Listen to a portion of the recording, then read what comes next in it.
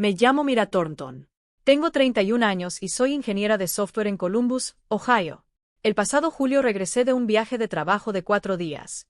Apenas subí mi maleta por mi propia entrada, me encontré con mis cosas metidas en cajas de cartón en el pasillo de arriba. En la puerta de mi recámara principal había una cerradura nueva y reluciente, y detrás de ella se escuchaba la televisión de mi hermano mayor. Mis papás estaban abajo, sentados en mi mesa de cocina, tomando el café que yo había pagado y actuando como si nada hubiera cambiado. Pero quedarse con mi recámara apenas fue el comienzo. Para finales de ese verano, mi familia exigiría quedarse con la mitad de mi casa como si fuera su espacio personal. Y lo que yo hice al respecto terminaría llevando los nombres de los 4 ante un juez, en una sala donde ser familia no valía absolutamente nada. Bienvenidos de nuevo a Calm Drama Stories, donde las personas tranquilas finalmente ponen un alto y las familias descubren que el amor no es un contrato de renta. Si alguna vez fuiste esa persona que da hasta que duele, la responsable, la que siempre paga y resuelve todo, esta historia te va a resultar demasiado familiar. Déjame un comentario y dime desde dónde estás escuchando, y no olvides suscribirte, porque vas a querer saber cómo termina todo esto. Pero déjame regresar al principio, porque necesitas entender lo que esa casa significaba para mí. Era una casa Craftsman de 4 recámaras en Westerville, un tranquilo suburbio al norte de Columbus, con un columpio en el porche y un arce al frente que cada octubre se pone rojo como un semáforo. La compré hace 2 años, cuando tenía 29. Sin ayuda, sin aval, sin que nadie pusiera un solo centavo. Desde los 19 años empecé a hacer semestres de prácticas, escribiendo código para una compañía de seguros mientras mis compañeros de casa se iban a los partidos de fútbol. Yo ahorraba como si fuera una religión. El enganche me costó 10 años de vacaciones que nunca tomé y manejar un carro con ventanas de manivela. No me estoy quejando. Estoy explicando las cuentas, porque mi familia jamás hizo esas cuentas. En mi familia, yo había sido la que resolvía todo desde adolescente. Cuando mi hermano mayor, Brett, se hundió en deudas de tarjetas de crédito a los 28, yo las pagué. Cuando la camioneta de papá se descompuso el mismo mes que su calentador de agua, yo pagué ambas cosas y lo llamé regalo de cumpleaños. Cuando mamá quiso reunir a toda la familia en una cabaña junto al lago para celebrar sus 60 años, yo hice la reservación. Y nadie preguntó cuánto costaba, porque nadie pregunta cuánto le cuesta nada a la que siempre resuelve. A mí me molestaba menos de lo que debería. Ser útil se sentía como ser querida. Y todavía no había aprendido la diferencia. Pero la casa era diferente. La casa era lo único que realmente era solo mío. Mi nombre estaba solo en las escrituras. Mi llave estaba en la cerradura. Y los sábados por la mañana tomaba mi café en ese columpio del porche, disfrutando de un silencio absoluto. Y ese silencio también me pertenecía. Tuve exactamente 2 años de eso. Hasta que un martes de febrero, mi mamá me llamó con esa voz dulce, como pan recién horneado, y dijo la frase que lo cambiaría todo. Hijita, necesitamos pedirte un pequeño favor. Este era el favor. Mis papás habían vendido su casa de una sola planta en Beckley Street, la casa donde Brett y yo crecimos, porque el patio y las escaleras ya se les estaban haciendo demasiado pesados. Habían dado el anticipo para un condominio nuevo en una comunidad para mayores de 55 años en el condado de Delaware. El constructor les había prometido cerrar en abril, así que tendrían un hueco de unas 6 semanas, más o menos. Además, mi papá, Dale, tenía programada una cirugía de reemplazo de rodilla a mediados de marzo, y encontrar un lugar de renta donde pudiera moverse con andadera era complicado. Mi mamá, Carol, me lo explicó de la manera más dulce y sencilla. Solo hasta que el condominio esté listo, hijita. Tienes muchísimo espacio. Y, a ver, tampoco soy un monstruo. Es mi papá. Claro que podían quedarse. Pero había visto suficientes arreglos familiares echarse a perder como para saber que temporal es una de las palabras más peligrosas del idioma. Así que hice lo que hago en el trabajo cuando un proyecto tiene límites poco claros. Lo puse por escrito. Esa misma noche les mandé un correo, amable como una tarjeta de felicitación, pero con todas las condiciones claramente especificadas. Ellos ocuparían la recámara de huéspedes y el baño del pasillo. Dividiríamos los servicios a la mitad. Y puse una fecha límite, 8 semanas.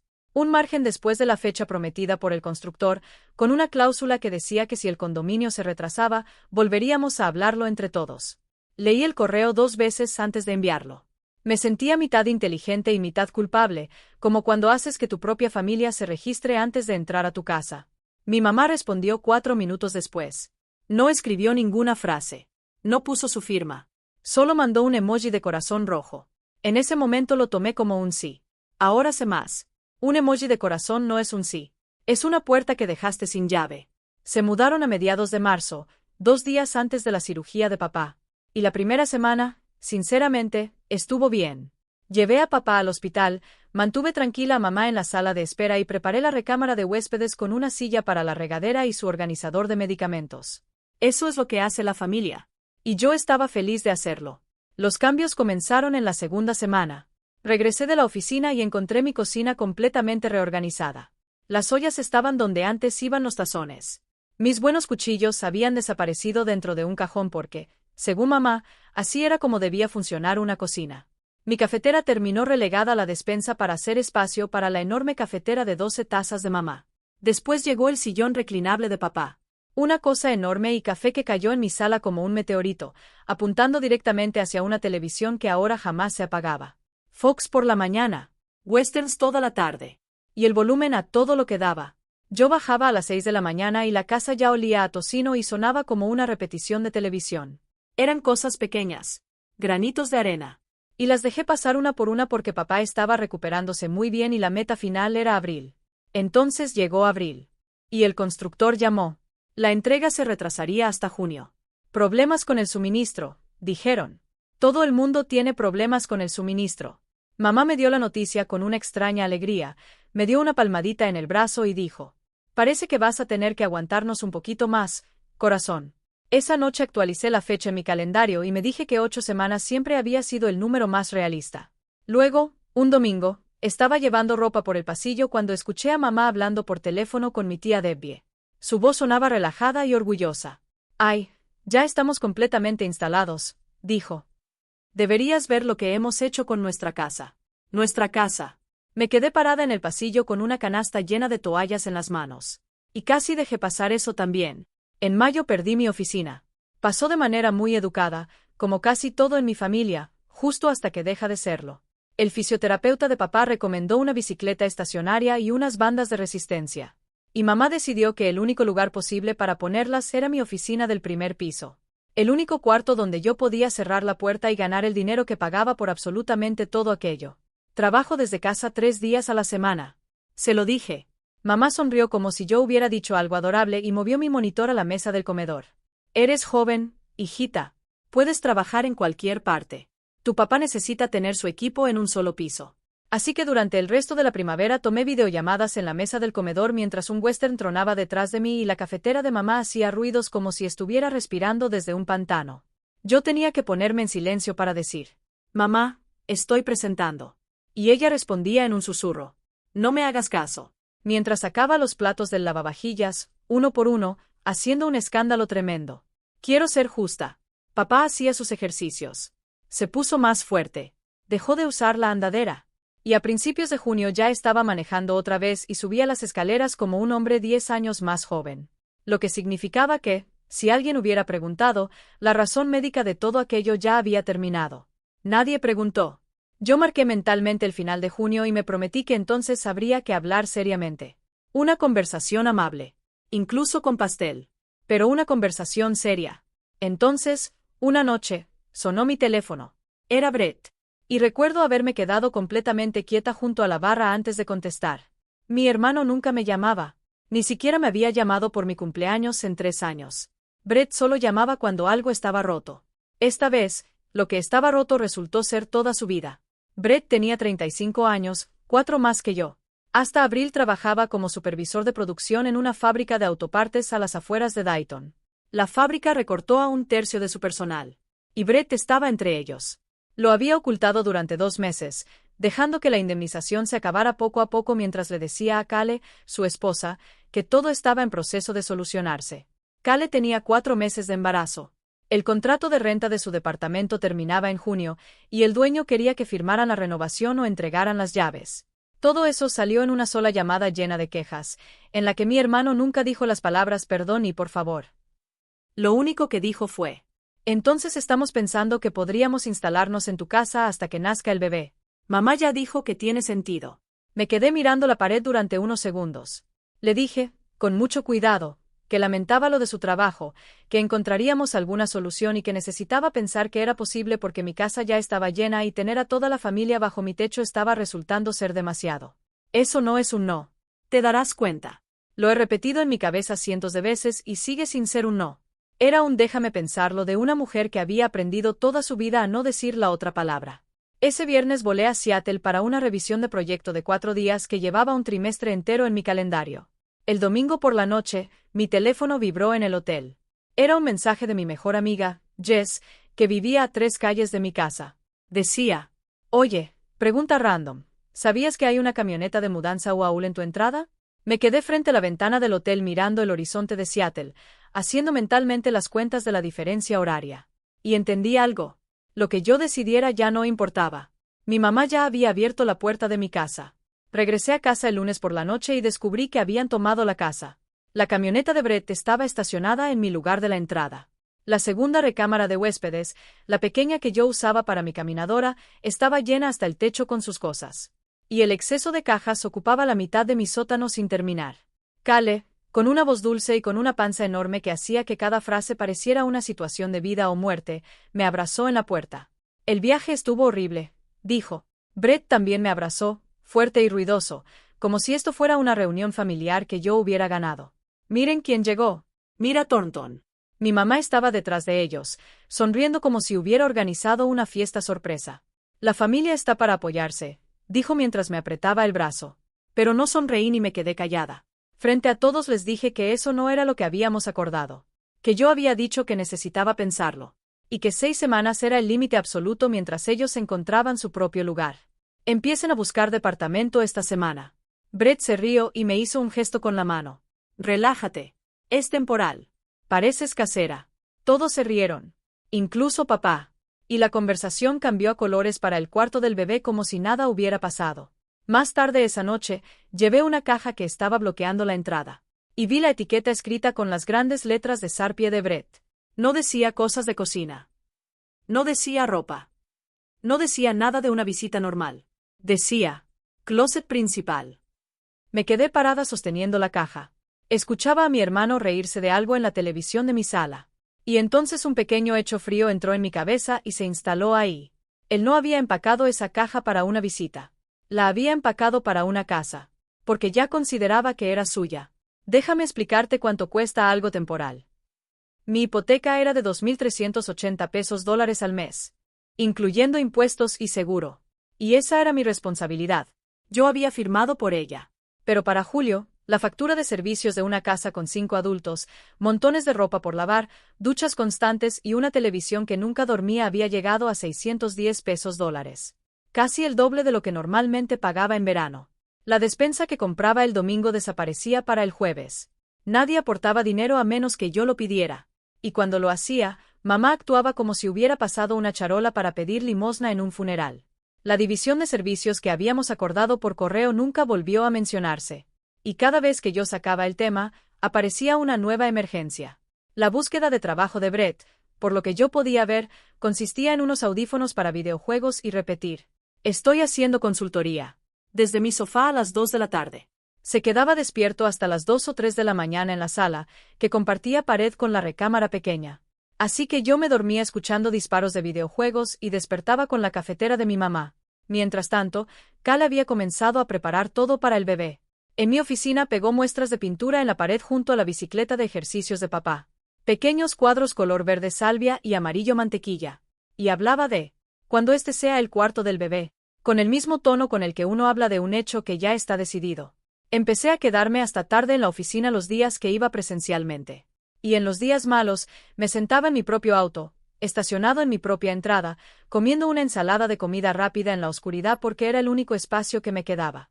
20 minutos de silencio. Después entraba a mi propia casa como si fuera una invitada.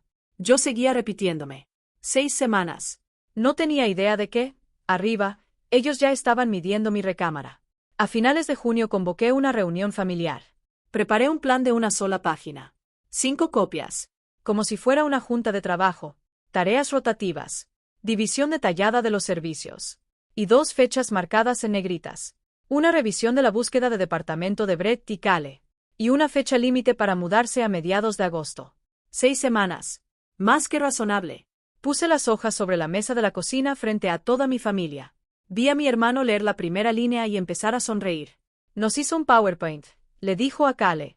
Mi mamá se rió antes de intentar disimularlo. Entonces mamá hizo esa cosa que siempre hace. Puso la mano sobre el papel como si estuviera calmando a un animal asustado. Hijita, nosotros no hacemos contratos en esta familia. Nos cuidamos unos a otros.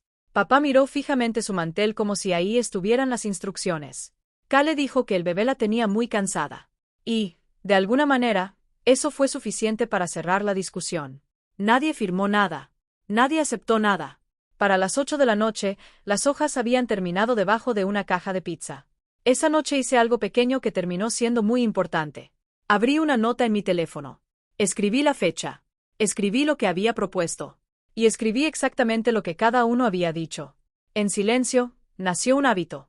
Si alguna vez has estado parado en tu propia cocina sosteniendo un plan mientras tu familia se ríe de él, mientras las mismas personas a las que has rescatado durante años te dicen que los contratos son para extraños, entonces ya sabes exactamente cómo me sentí. Y de verdad quiero escuchar tu versión en los comentarios. Suscríbete si alguna vez fuiste la persona responsable, porque las personas responsables también necesitan apoyarse entre ellas. 10 días después de aquella reunión, volé nuevamente a Seattle. Y esa fue la última noche que dormí en mi propia recámara. Ya conoces la escena a la que regresé. Pero déjame contártela bien, porque los detalles importan. Era el lunes después del fin de semana del 4 de julio. Subí mi maleta por la entrada, pasando junto a la camioneta de Brett. Abrí mi propia puerta. Y subí las escaleras. En el pasillo frente a la recámara pequeña había 4 cajas de cartón con mi nombre. Mi ropa estaba doblada por manos que no eran las mías. El contenido del cajón de mi buró había sido vaciado dentro de una bolsa para congelador. Mis libros estaban apilados con el lomo hacia arriba, como leña. Y encima de una de las cajas, boca abajo, estaba la foto enmarcada del día que cerré la compra de la casa. La foto donde yo aparecía en el porche sosteniendo las llaves. Y entonces la vi. En la puerta de mi recámara principal, donde jamás había necesitado una cerradura porque vivía sola, había una nueva perilla de latón brillante con una cerradura. Toqué la puerta. Mi hermano abrió la puerta de mi recámara como si estuviera abriéndole a un repartidor. Sin camisa. Completamente tranquilo. Un partido de béisbol estaba encendido en mi televisión detrás de él. Y sobre su hombro pude ver cajas de pañales apiladas sobre mi cama. Y la maleta de Kale abierta encima de mi cómoda. Hola, dijo. Pensamos que no te iba a molestar. Además, casi nunca estás aquí. Y Kale necesita usar el baño en la noche. Cosas del embarazo. Ya sabes cómo es. Detrás de él, Kale me saludó desde mi sillón de lectura.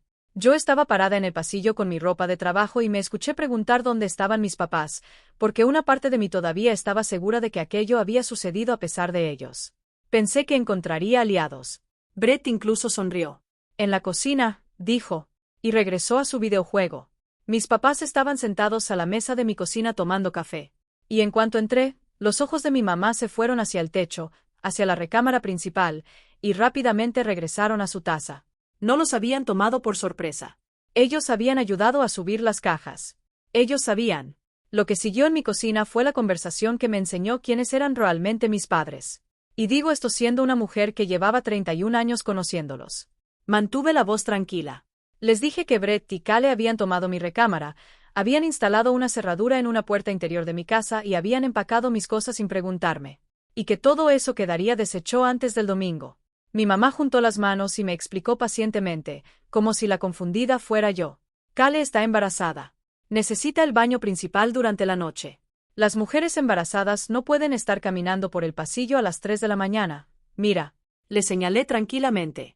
Que la recámara pequeña y la principal estaban en el mismo piso, separadas por apenas 4 pasos, y que además compartían el mismo pasillo con el baño que Brett y Kale habían estado usando durante un mes. Hubo un silencio. Podrías haber estacionado una camioneta ahí. Entonces mi mamá cambió de argumento sin siquiera pestañear. Como quien cambia de carril. Él va a ser papá, mira. ¿Entiendes eso? Un padre necesita sentirse como un hombre en su propio espacio. Su propio espacio. En mi casa. Miré a mi papá, mi última esperanza en aquella cocina. Dale Thornton. El hombre que una vez manejó 4 horas durante una tormenta de hielo para cambiarme una llanta, se quedó mirando el periódico como si el periódico le hubiera hecho una pregunta. No dijo una sola palabra. Ese silencio tenía un peso que todavía puedo sentir. La recámara se devuelve antes del domingo, dije. O vamos a tener un problema serio. Y desde las escaleras, donde había estado escuchando todo el tiempo, la voz de mi hermano llegó tranquila, como el reporte del clima. ¿O qué? No estaba enojado. Estaba curioso. Como cuando ves un insecto boca arriba y quieres saber qué va a hacer. ¿O qué? Me quedé parada en mi cocina y me di cuenta de que no tenía una respuesta. Y él lo sabía. Ese domingo, mi familia organizó una cena en mi propia casa para anunciar cómo iban a dividirla. No estoy exagerando. Mamá preparó un asado. Puso un centro de mesa. Y cuando retiraron los platos, Brett se levantó en la cabecera de mi mesa. Mi silla, por cierto. Y presentó lo que él llamó el plan familiar con la seguridad brillante y ensayada de un hombre presentando la estrategia de una empresa. Explicó que su familia estaba creciendo y necesitaba espacio de verdad, así que ellos se quedarían con la recámara principal. Obviamente, eso ya estaba decidido. Mi oficina se convertiría en el cuarto del bebé. Cale ya había elegido la pintura. Se quedarían con la sala como su espacio familiar por las noches y con la mitad del garaje para sus herramientas y las cosas del bebé. Básicamente, la parte de arriba y la mitad del frente serán nuestro espacio personal, dijo, dibujando una línea en el aire sobre mi mesa. Y tú todavía tienes tu recámara y la cocina, porque de todos modos tú eres la que cocina aquí. Sonrió como si acabara de hacerme un cumplido. Esperé a que mis papás se rieran porque, objetivamente, era ridículo. Un hombre sin trabajo y sin contrato de renta, parado dentro de una casa que no era suya, repartiendo el 50% de ella. Mi mamá asintió. Asintió. Cale abrió un tablero de Pinterest con ideas para el cuarto del bebé, usando mi oficina como referencia, y pasó su teléfono alrededor de la mesa. Y mi papá miró los colores de pintura para un cuarto de mi casa que estaban confiscando y dijo: «Están bonitos. Yo solo dije una cosa. Brett, esta es mi casa». Mi hermano me miró con genuina tranquilidad y dijo la frase que voy a escuchar durante el resto de mi vida. «Vamos, mira». No es robar si es familia. Nadie reaccionó. Los tenedores siguieron moviéndose. Me disculpé, subí a la recámara pequeña y me senté en el borde de la cama con mi laptop. Esa noche dejé de discutir con mi familia. Y empecé a leer las leyes de Ohio. Esto fue lo primero que descubrí. Lo que mi familia me estaba haciendo era, a los ojos de la ley, en gran parte legal. Y lo que yo quería hacer para recuperar mi casa era, en gran parte, ilegal. La semana después de aquella cena, Brett se apropió del garaje. Llegué a casa y encontré mi cortadora de césped, mis cajas de Navidad y mi kayak tirados en el jardín como inquilinos desalojados. En su lugar estaban su banco de trabajo y unas 40 cajas. Ese fue el día que llamé a la línea policial para asuntos que no eran de emergencia. Porque seguramente, pensé, alguien oficial podría explicarle a mi hermano a nombre de quien estaba la escritura de aquella casa. Un oficial llegó. Era un tipo amable, más o menos de mi edad, que mantuvo las manos dentro del chaleco mientras escuchaba a todos. Después me llevó aparte, en mi propio porche, y me explicó las cosas directamente. Mis papás y mi hermano llevaban meses viviendo ahí. Recibían correspondencia en esa dirección. Eso los convertía en residentes de la casa, sin importar el nombre que apareciera en los documentos. Si yo cambiaba las cerraduras o sacaba sus cosas a la calle, sería yo quien estaría violando la ley. En Ohio, eso podía considerarse un desalojo ilegal. Y los residentes incluso podían llevar al propietario ante un tribunal por hacerlo. La manera de hacerlo, me dijo casi disculpándose, es que tendría que desalojarlos formalmente, como si usted fuera una arrendadora. Desalojarlos. La palabra cayó sobre mi tranquila calle como una piedra atravesando una ventana. Recuerdo haber soltado una risa corta, sin nada de gracia. ¿Habla en serio? ¿Desalojar a mis propios padres? Se encogió de hombros de una manera que me hizo entender que ya había visto esa misma película antes, en casas mucho más bonitas que la mía. Es un asunto civil, señora. Lo siento. Así que quiero que entiendas exactamente en qué posición estaba. La misma ley que protegía mi casa también protegía a las personas que estaban ocupándola. Y cada opción rápida y satisfactoria que seguramente estabas gritándole a la pantalla en ese momento habría terminado dándole a mi hermano una demanda, con mi nombre encima. A la mañana siguiente, antes de irme a trabajar, hice algo que parecía insignificante y que terminó siendo el punto de quiebre de toda mi vida. Saqué una carpeta roja de mis artículos de oficina. Era una de las últimas cosas de mi antigua oficina que todavía sentía que me pertenecían. Y la llené. La escritura de la casa, con solo mi nombre. Los documentos de cierre de hacía 2 años. Mis estados de cuenta de la hipoteca, todos pagados desde mi cuenta bancaria. El correo que les había enviado a mis papás en febrero con las condiciones de 8 semanas. La captura de pantalla del emoji de corazón de mi mamá, con la fecha. Los recibos de servicios antes y después de que se mudaran. Fotos de la nueva cerradura de latón en mi recámara. Fotos de las cajas con mi nombre. Fotos de mi kayak tirado en el jardín. La nota de mi teléfono sobre aquella reunión familiar, impresa. 10 minutos de silencio haciendo papeleo en la mesa del comedor mientras la cafetera de mi mamá burbujeaba. Y mis manos estaban completamente firmes. Fue entonces cuando supe que algo dentro de mí ya había tomado una decisión. Después hice la parte en la que todavía pienso. No guardé esa carpeta dentro de la casa. Ya no había un cajón, un closet ni un solo cuarto de mi propia casa que confiara en que seguiría siendo mío. Así que salí al auto con mi ropa de trabajo. Abrí la cajuela. Y puse la carpeta roja debajo del tapete, en el compartimento de la llanta de refacción. Mis documentos estaban más seguros en un estacionamiento que dentro de mi propia casa. Durante mi hora de comida, me senté en ese mismo auto e hice 2 llamadas. La primera fue a Jess. Porque cuando estás a punto de hacer algo enorme, se lo cuentas a tu mejor amiga. La segunda fue a un despacho de abogados del Centro Especializado en Relaciones entre Propietarios e Inquilinos. Una firma con excelentes reseñas. Rachel Bass. La carpeta pesaba quizá 1 kilo. Pero llevarla por aquel estacionamiento hasta su oficina 2 días después fue lo más pesado que he cargado en mi vida. Rachel Bass tenía el cabello con mechones grises, un apretón de manos firme como una engrapadora y una oficina con vista al Tribunal del Condado. Claramente conocía aquel edificio como la palma de su mano. Revisó mi carpeta roja página por página, sin cambiar de expresión. Y luego me dio primero las malas noticias. Porque eso es lo que hacen los buenos abogados. No habrá nada rápido en esto. Mi familia era lo que Ohio llama inquilinos a voluntad. Personas que viven en una propiedad con permiso del dueño, sin pagar renta y sin contrato. Sacarlos legalmente era una escalera sin elevador. Primer paso. Una notificación escrita terminando su permiso para vivir ahí. 30 días. Segundo paso. Si se quedaban, una notificación legal de 3 días, con el lenguaje exacto que exige la ley de Ohio. Tercer paso. Si seguían ahí, presentar una demanda formal de desalojo ante el tribunal municipal. Después vendría una audiencia frente a un magistrado unas semanas más tarde. Y si yo ganaba, una orden judicial de desalojo y agentes del condado para hacerla cumplir. Entre 8 y 12 semanas de principio a fin, si nada salía mal. Su anticipo era de $2,500. Entonces me dio las buenas noticias mientras golpeaba suavemente la escritura con el dedo. Título exclusivo.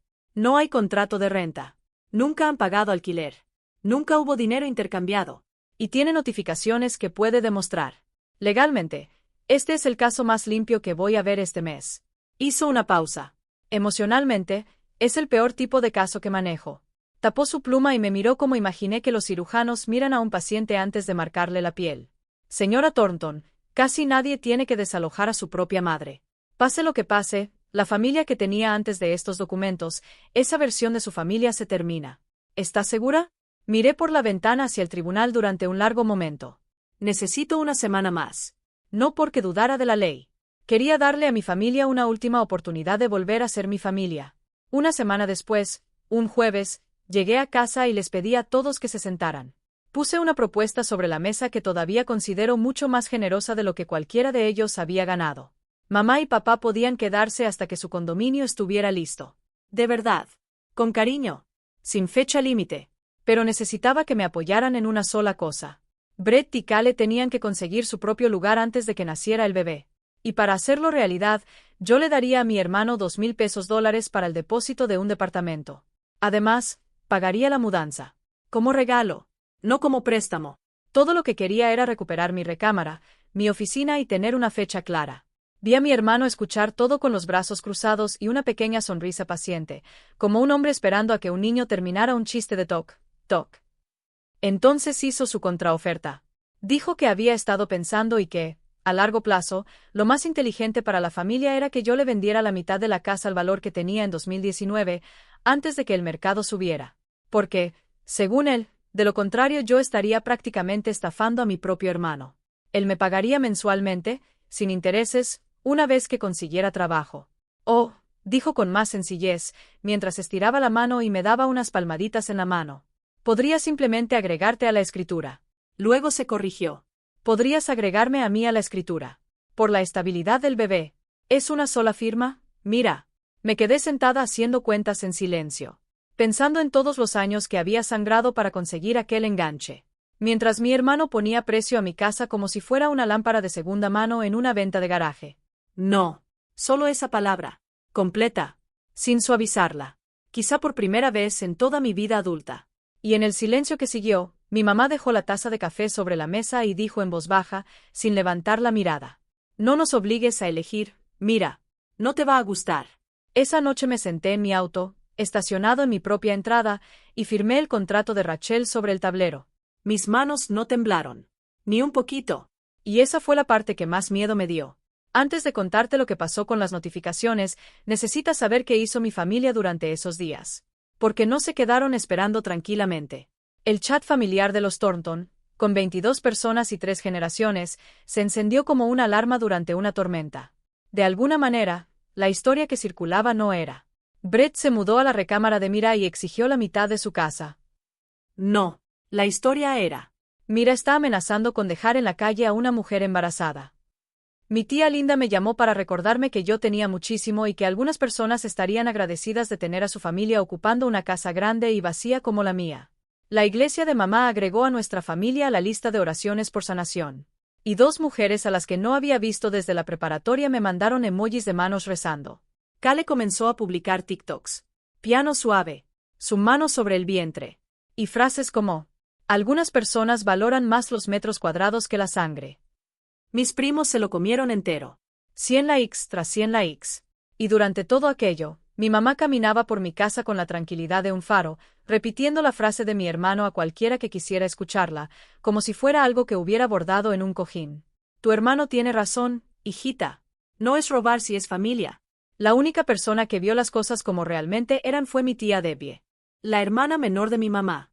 Una noche me llamó y dijo: por lo que vale, hicieron exactamente lo mismo con tu tía Ruthie allá por los años 90. Una casa tiene la capacidad de hacer que los Thornton olviden a nombre de quien está. Suspiró. Te quiero, pero no puedo meterme en medio. Y el último testigo neutral abandonó el campo. Lo entendí. Después de eso dejé de explicarme con mis familiares. Pero esa misma semana, mientras estaba parada al final de mi entrada con el chat familiar vibrando en mi bolsillo, abrí el buzón. Y encontré los sobres. Esos sobres cambiaron por completo el ambiente. Mi buzón estaba lleno de la vida de otras personas. El nombre de Brett. El nombre de Kale. Una renovación del seguro del auto. Un estado de cuenta de una cooperativa de crédito. Correspondencia de la clínica prenatal de Kale. Recordatorios de citas. Y encima de todo, el sobre que me cortó la respiración. Una confirmación oficial del servicio postal indicando que el reenvío de correspondencia de Brett y Kale Thornton había sido activado hacia mi dirección. Me quedé en la banqueta y leí 2 veces la fecha efectiva, porque no podía creerlo la primera vez. El reenvío se había solicitado durante la última semana de mayo. Ellos se mudaron a mi casa en junio. Mi hermano había redirigido toda su vida administrativa a mi dirección antes de que sus cajas siquiera cruzaran mi puerta. Antes de que yo le hubiera dado una respuesta. Y, más abajo entre los sobres, encontré una carta de la Oficina Estatal de Desempleo. Su nombre. Mi dirección. En aquella pequeña ventana de plástico. Como si siempre hubiera sido su casa. Entré con el montón de cartas y las dejé sobre la barra de la cocina frente a él. Le pregunté tranquilamente qué significaba la fecha del cambio de dirección. Mi hermano, y quiero que escuches esto exactamente como yo lo escuché, habló sobre el fregadero con el mismo tono que usarías para explicarle a alguien las reglas de estacionamiento. Significa que conozco mis derechos, hermanita. Investígalo. Residencia. No puedes simplemente echar a tu familia. Golpeó la barra 2 veces con los dedos. Y volvió a su videojuego. Ahí estaba. Sin confusión. Sin malentendidos. Sin un pobre Brett que perdió su trabajo accidentalmente. Había investigado las leyes de ocupación antes de subir siquiera la primera caja a la camioneta UAUL. La toma de mi casa no fue una familia atravesando tiempos difíciles. Fue un plan. Y yo fui la última en enterarme. Si se te acaba de caer el estómago igual que a mí, hazme un favor. Suscríbete ahora mismo, porque lo que hice durante los siguientes 60 días es la parte de esta historia que mi familia todavía se niega a mencionar en las reuniones. Él tenía razón en una cosa. Yo no podía simplemente echarlos. Pero la palabra simplemente estaba a punto de hacer muchísimo trabajo. El 28 de julio, serví las notificaciones a mi familia. Rachel preparó 4 avisos escritos, uno para cada uno. Dale Thornton. Carol Thornton. Brett Thornton. Y Kale Thornton. Las notificaciones terminaban formalmente su permiso para ocupar la propiedad después de 30 días. Esa mañana enviamos copias por correo certificado. Rachel fue muy clara. Legalmente, el correo era suficiente. Pero yo decidí que mis papás no se enterarían por un cartero. Lo escucharían de mí. en la misma mesa donde habían asentido mientras mi hermano se quedaba con mi recámara. Jess llegó esa tarde. Es enfermera de urgencias y no se le escapa absolutamente nada. Se quedó junto a la barra como mi testigo mientras yo preparaba la cena para 6 personas, como si fuera cualquier jueves. Cuando terminamos de comer, puse un sobre frente a cada uno. Y dije la única frase que había ensayado. Los quiero. Y dentro de 30 días, esta dejará de ser su dirección. Me quedé ahí viendo a las personas a las que había mantenido económicamente durante toda mi vida abrir sus sobres. Mi mamá leyó 2 líneas. Entendió. Y se levantó de la silla con un sonido que jamás había escuchado salir de ella. Mitad sollozo, mitad furia. Decía que yo estaba haciendo aquello contra mi propia madre, que nuestra familia estaba maldita desde el día en que compré esa casa. Kale lloró sobre su vaso de agua. Mi hermano ni siquiera terminó de leer su aviso. Me sostuvo la mirada. Sonrió. Y rompió el papel por la mitad como si fuera un boleto perdedor. Entonces escuché en mi cabeza la voz firme de Rachel, desde el día en que predijo exactamente aquello. Un papel roto sigue siendo un papel entregado. Y mi papá leyó cada palabra. Por delante, por detrás, despacio. Luego lo dobló en 4 partes, lo guardó en el bolsillo de su camisa detrás de sus lentes para leer y comenzó tranquilamente a recoger los platos. Mi mamá gritaba. Mi hermano se reía. Mi papá guardó su aviso de desalojo como si fuera un recibo. Todavía no sabía cuál de ellos iba a romperme el corazón. Quiero contarte sobre el único momento de toda esta guerra en el que estuve a punto de rendirme. Porque si lo omito, estaría mintiendo. Fue aproximadamente 10 días después de las notificaciones. Bajé a las 2 de la mañana por un vaso de agua y vi luz debajo de la puerta del garaje. Su mitad, como él la llamaba. Entré y encontré a mi hermano sentado sobre una cubeta de pintura, en medio de su reino de herramientas. No estaba tomando. No estaba usando el teléfono. Solo estaba sentado, girando algo entre sus manos. Su antiguo gafete de la fábrica. El laminado con aquella terrible fotografía que solía presumir en Navidad como si fuera una placa de sheriff. En aquella época era el único de los hijos Thornton que tenía un puesto importante. Al principio no me escuchó. Y durante un segundo vi a mi hermano como probablemente él mismo se veía a las 2 de la mañana. 63 solicitudes de empleo enviadas. Su esposa a punto de dar a luz en noviembre. Durmiendo en una recámara que su hermanita había pagado. Cuando finalmente se dio cuenta de que estaba ahí, no guardó el gafete. Solo miró al suelo y dijo, le di 15 años a ese lugar. ¿Sabes? Yo dirigía todo un turno. Hombres que me doblaban la edad me decían jefe. Y entonces, más bajito, dijo la cosa más verdadera que mi hermano me ha dicho en toda su vida. Tú ni siquiera estabas tratando de ganarme. Mira. Hizo una pausa. Esa es la parte con la que no puedo vivir. Me miró. Tú ni siquiera estabas tratando. Parada en aquella puerta, con mi bata puesta, sentí que el suelo se inclinaba. Pensé en romper las 4 notificaciones. Pensé en lo fácil que sería volver a ser la que siempre resolvía todo, querida, útil, y poco a poco borrada. La lástima es arenas movedizas. Yo ya estaba hundida hasta las rodillas. Entonces llegó la mañana. Brett pasó junto a mi frente a la cafetera, me dio unas palmaditas en la cabeza como si fuera una niña y dijo, ¿dormiste bien en tu cuartito? La ventana se cerró. Pero mis papás todavía tenían una última carta por jugar. Y voy a ser honesta contigo. Casi funcionó. La segunda semana de agosto, mi papá tuvo dolores en el pecho durante la cena. Dolores reales. La cara gris. Una mano sobre el esternón. El tenedor cayó. Y de repente todo en la habitación se volvió demasiado nítido. Llamamos al 911 y seguí a la ambulancia hasta St. Anne's con mi mamá rígida en el asiento del copiloto. Durante 90 minutos en aquella sala de espera, yo no era la demandante de nadie. Era una hija haciendo tratos con Dios. Resultó ser angina. Era serio, pero estaba estable. Le dieron nuevos medicamentos, una cita de seguimiento con cardiología y, gracias a Dios, no necesitó ningún procedimiento. Entonces mi mamá se alejó del área de TRI, me miró con unos ojos fríos como monedas y dijo, espero que haya valido la pena. El estrés de todo esto que estás haciendo, esto es lo que provoca. Tú le estás haciendo esto a él. Me quedé bajo aquellas luces fluorescentes. Y durante aproximadamente 1 minuto, me tuvo. Podía sentir cómo empezaba a funcionar la vieja maquinaria dentro de mí. Pedir perdón.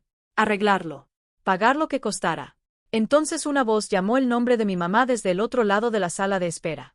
Era el señor Ricks, el antiguo vecino de mis papás en Beckley Street. Estaba ahí con su nieto, que se había roto la muñeca.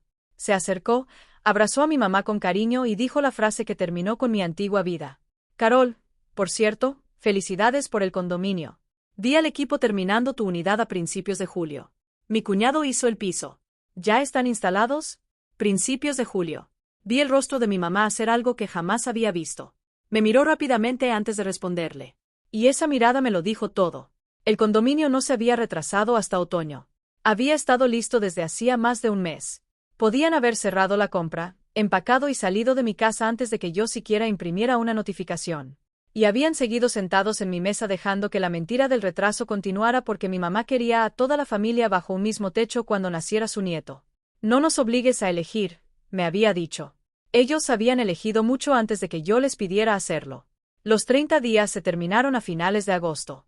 Nadie empacó una sola caja. La fecha límite pasó como pasa un desafío que nadie cree que vas a cumplir. Ese sábado, Brett organizó una carne asada en mi patio. Una docena de sus amigos alrededor de mi mesa. Hamburguesas en mi parrilla, la misma que él había reclamado durante la gran anexión del garaje. Música country saliendo de una bocina. Mi hermano sentado en una silla de jardín como un hombre presumiendo su propiedad. Me vio a través de la ventana de la cocina y levantó 1 centímetro su lata de refresco. Un pequeño brindis. La traducción era clara. Tu turno, hermanita. Había sacado sus conclusiones sobre mí. Y, para ser justa, tenía 31 años de información para hacerlo. Mira se rinde. Mira paga.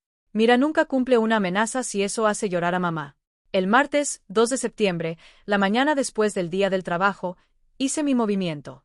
Rachel ya tenía listas las notificaciones de 3 días. Las legales. Las que contenían exactamente las palabras que exige la ley de Ohio antes de presentar un caso de desalojo. En la parte superior, en negritas, decía: se le solicita abandonar la propiedad. Si no la abandona, podría iniciarse una acción de desalojo en su contra. Entregué una a cada uno. Y pegué una copia en la puerta principal, dentro de una funda impermeable, para que todo el vecindario pudiera verla. Porque llega un momento en que la vergüenza deja de ser algo que temes. Y se convierte en una herramienta que ya no estás dispuesta a pagar. Mi mamá tomó la suya, entró a la recámara de huéspedes y cerró la puerta. Kale grabó la suya para TikTok. Y Brett leyó la suya en el porche, soltó una risa y entregó su último informe sobre mí. No lo vas a hacer, ¿verdad? ¿Tú? Negó con la cabeza, casi con cariño. Nunca has seguido adelante con nada que hiciera llorar a mamá. Tú eres la buena, ¿recuerdas? Me devolvió la notificación como si fuera un volante de limpieza de canaletas. Estaba apostando todo a la antigua Mira. Lo que no sabía era que la antigua Mira había muerto en una sala de espera de hospital, en algún punto entre las felicitaciones de un extraño y los ojos fríos y secos de mi madre. El viernes, 5 de septiembre, me tomé una hora larga para comer, manejé al centro y estacioné mi auto en el estacionamiento frente al Tribunal Municipal del Condado de Franklin. Saqué la carpeta roja de la cajuela. Ya tenía una pequeña parte de la esquina descolorida por el sol. 20 minutos después, estaba frente al mostrador del secretario presentando una demanda formal de entrada forzosa y retención. Un caso real de desalojo. Con los documentos preparados por mi abogada y una cuota de presentación de aproximadamente $135. La secretaria, una mujer con lentes de lectura adornados con piedritas, revisó el encabezado, lo selló y me devolvió mi copia sin cambiar de expresión. Thornton contra Thornton. Ella veía cientos de casos así cada semana. Pero yo me quedé mirando aquel encabezado un segundo más de lo necesario. El bufete de abogados más triste que jamás existió. La audiencia quedó programada para el martes, 23 de septiembre, frente a un magistrado. Faltaban 18 días. Cuando el notificador judicial entregó la citación en mi casa, mi familia finalmente me creyó. Y sus reacciones te dicen todo lo que necesitas saber sobre cada uno. Mi mamá se quedó callada y llamó al pastor Mike. Los TikToks de Kale se convirtieron en una serie. Y Brett pasó al ataque. Se lo anunció a mamá, al chat familiar, a sus amigos en mi patio, a todo volumen. Según su teoría legal, le diría al juez que yo le había prometido la mitad de la casa, que él tenía capital de trabajo invertido porque había pintado una pared de mi oficina para el cuarto del bebé, que una hermana que ganaba lo que yo ganaba tenía obligaciones, y que cualquier juez con corazón lo entendería. Rachel escuchó todo. Mientras yo se lo contaba, guardó silencio durante unos segundos. Y podía escuchar que no estaba sonriendo. No hay nada escrito. No hay escritura. No ha pagado ni un solo dólar, dijo. Ohio exige que las promesas sobre bienes raíces estén por escrito. Y el tribunal no hace cumplir tableros de Pinterest. Hizo una pausa. Déjalo dar su discurso. Faltaban 18 días para la audiencia. Mi familia utilizó cada uno de ellos. Vinieron contra mí en oleadas. Y quiero que veas las tres, porque juntas estuvieron a punto de funcionar. Primera oleada, la emboscada. Llegué a casa un sábado, 2 semanas antes de la audiencia, y encontré a 30 personas en mi sala. Había serpentinas en mi chimenea, un pastel de pañales sobre mi mesa de centro, y un pastel de lámina de la tienda mayorista con letras de betún azul que decían: Bienvenidos a la casa Thornton. Era el baby shower de Cale. En mi casa, organizado por mi mamá, celebrado en las habitaciones que yo estaba demandando para recuperar. Y nadie me había avisado. Mamá, mientras rellenaba el ponche, simplemente explicó: No pensamos que quisieras involucrarte considerando todo.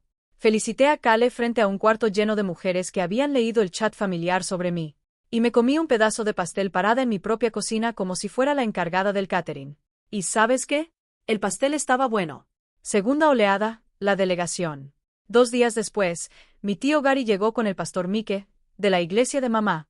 Se sentaron conmigo en mi propia mesa para lo que llamaron una conversación para sanar. Pero resultó ser una propuesta. Yo retiraba la demanda. Brett y Cale se quedaban un año sin pagar renta para poder estabilizarse. Y después toda la familia seguiría adelante en paz. 1 año por escrito esta vez. Al menos habían aprendido algo de mí. Tercera oleada, Cale. Esa misma noche me encontró en el pasillo. Tenía las manos sobre el vientre. La voz le temblaba. ¿De verdad pondrías a un recién nacido en la calle? Y esa sí me pegó. Voy a ser honesta. Esa noche me senté en la cama pequeña con el pulgar sobre el número de Rachel. A un solo toque de rendirme. Pero en lugar de llamarla, llamé a Jess. Me escuchó. Y luego me hizo la única pregunta que importaba.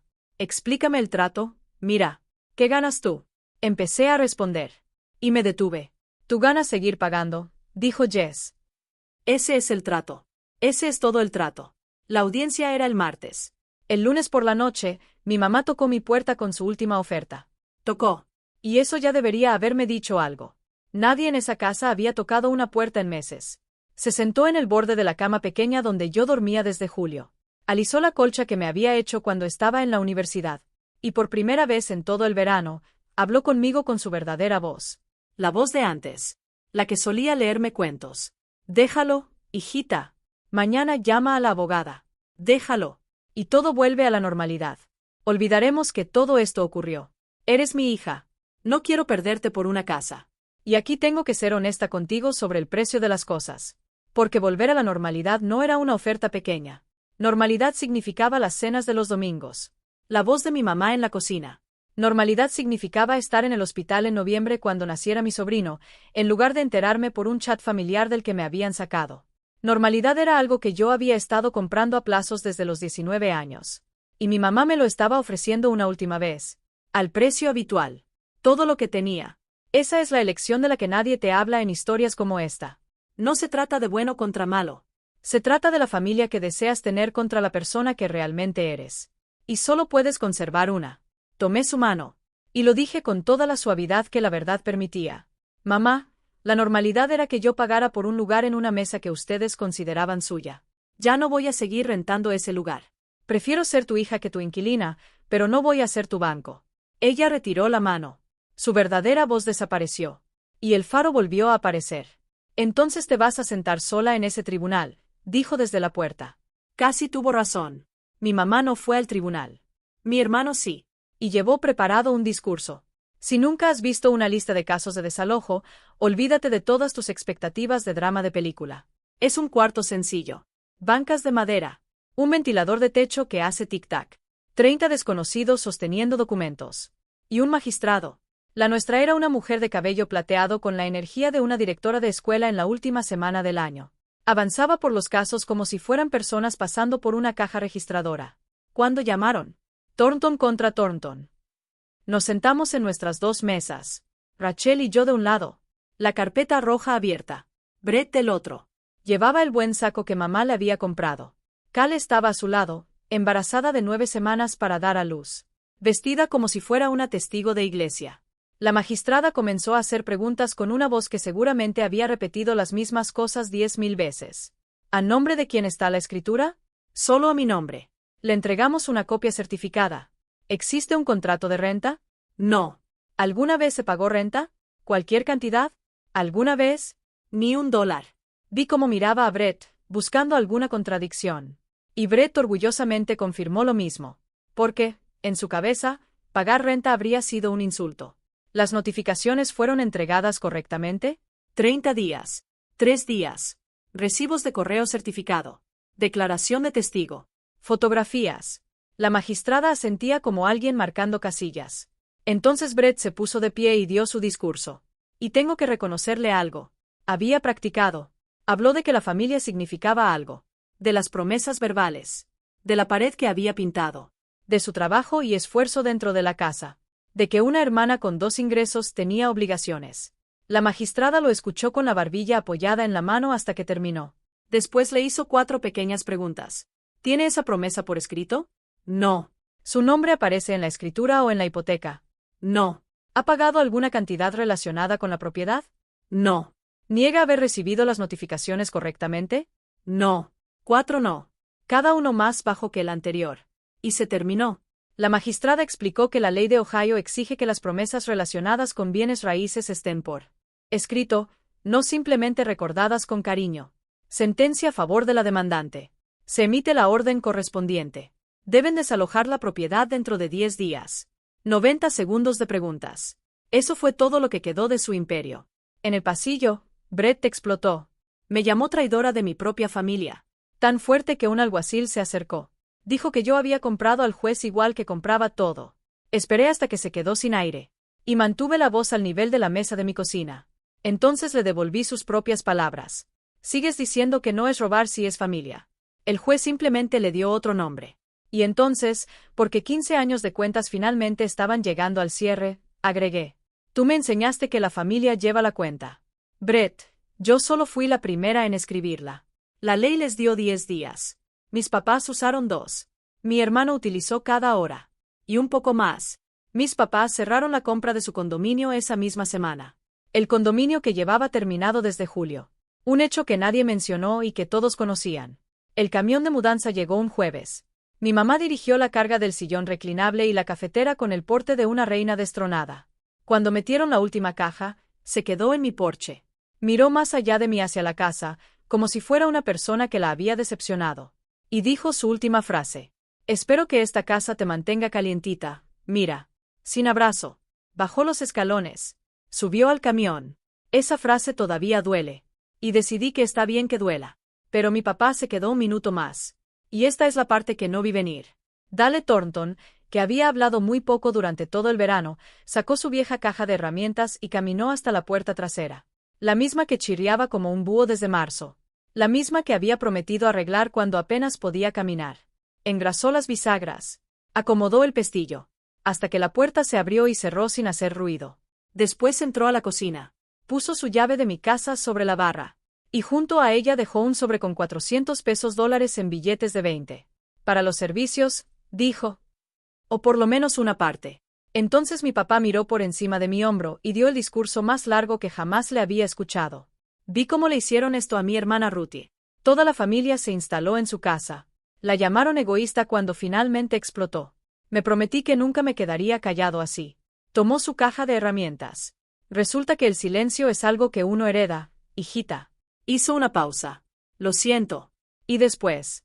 Y por lo que vale, tú merecías saber la verdad sobre ese condominio mucho antes de que un extraño te la contara en una sala de espera.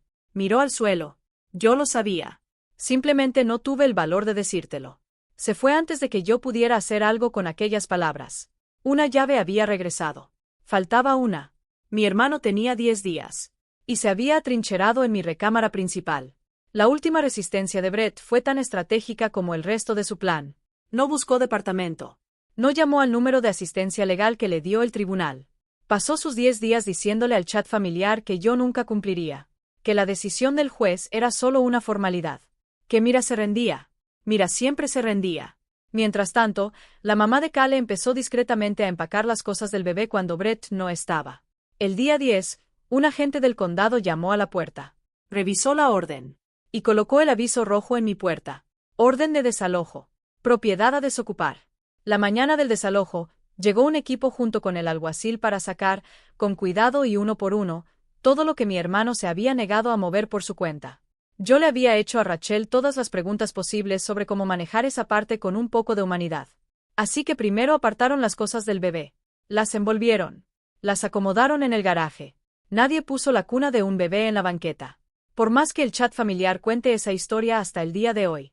No miré desde el porche. Quiero dejar eso muy claro. No hubo silla de jardín. No hubo limonada. No hubo ninguna escena triunfal como la que mi familia había decidido contar. Me senté en la mesa de mi cocina, donde se habían anunciado todas las terribles decisiones de aquel año.